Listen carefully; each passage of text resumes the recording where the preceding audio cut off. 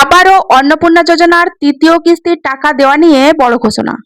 হ্যাঁ বন্ধুরা, এই যে অন্নপূর্ণা যোজনার তৃতীয় কিস্তির ৩,০০০ টাকা কোন কোন মহিলারা পাবেন আর কোন কোন মহিলারা পাবেন না, এই নিয়ে মুখ্যমন্ত্রী শুভেন্দু অধিকারী কিন্তু বড় ঘোষণা করে দিয়েছেন। তাছাড়াও যাদের নাম এখনো পর্যন্ত আন্ডার ইনকোয়ারিতে আছে তাদের নিয়েও কিন্তু একদম বড় ঘোষণা করে দিয়েছেন। তো তিনি কি জানিয়েছেন চলুন আজকের এই ভিডিওতে আপনাদের সঙ্গে শেয়ার করব।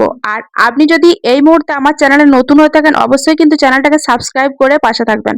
তো চলুন বন্ধুরা, আপনারা আগে লাইভটা দেখে নিন। অন্নপূর্ণা যোজনায় অনেকে পেয়েছেন, অনেকে আন্ডার ভেরিফিকেশন চলছে। 30-60-এর মধ্যে যোগ্য মহিলারাও অন্নপূর্ণা যোজনাতে নথিভুক্ত হয়ে যাবেন। যারা পাওয়ার যোগ্য স্বচ্ছতার ভিত্তিতে তারা পেয়ে যাবেন। এর বাইরে তো শুনতেই পেলেন বন্ধুরা, এই যে অন্নপূর্ণা যোজনার ৩,০০০ টাকা মানে তৃতীয় কিস্তির যে টাকা, সেই নিয়ে কিন্তু আবারও বড় ঘোষণা হয়ে গেছে।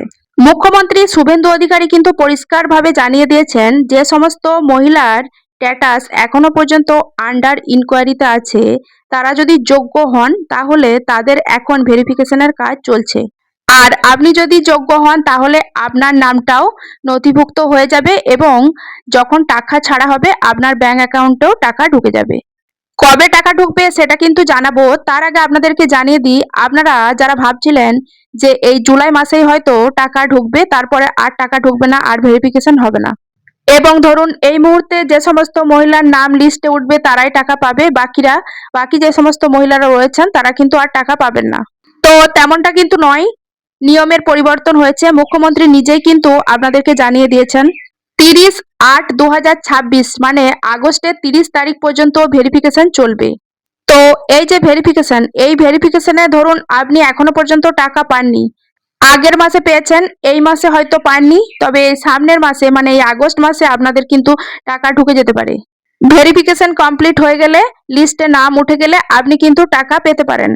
তো যাই হোক, 30 তারিখ পর্যন্ত কন্টিনিউ ভেরিফিকেশন চলবে, মানে 30শে আগস্ট পর্যন্ত কন্টিনিউ ভেরিফিকেশন কিন্তু চলবে। এই লিস্টে যদি আপনার নামটা উঠে যায়, আপনি যদি যোগ্য বলে বিবেচিত হন তাহলে আপনার ব্যাংক অ্যাকাউন্টেও ৩,০০০ টাকা ঢুকে যাবে।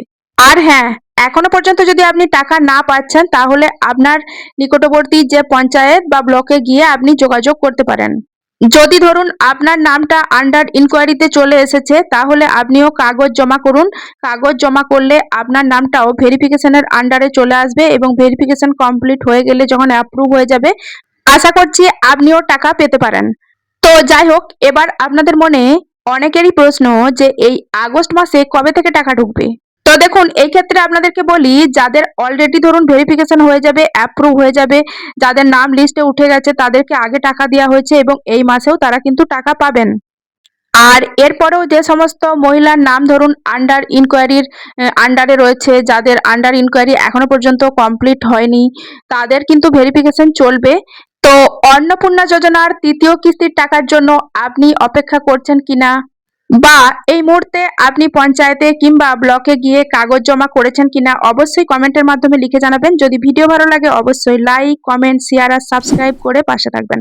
তো চলুন আজকের মতো এই পর্যন্তই। সকলেই অনেক ভালো থাকবেন, সুস্থ থাকবেন। ধন্যবাদ।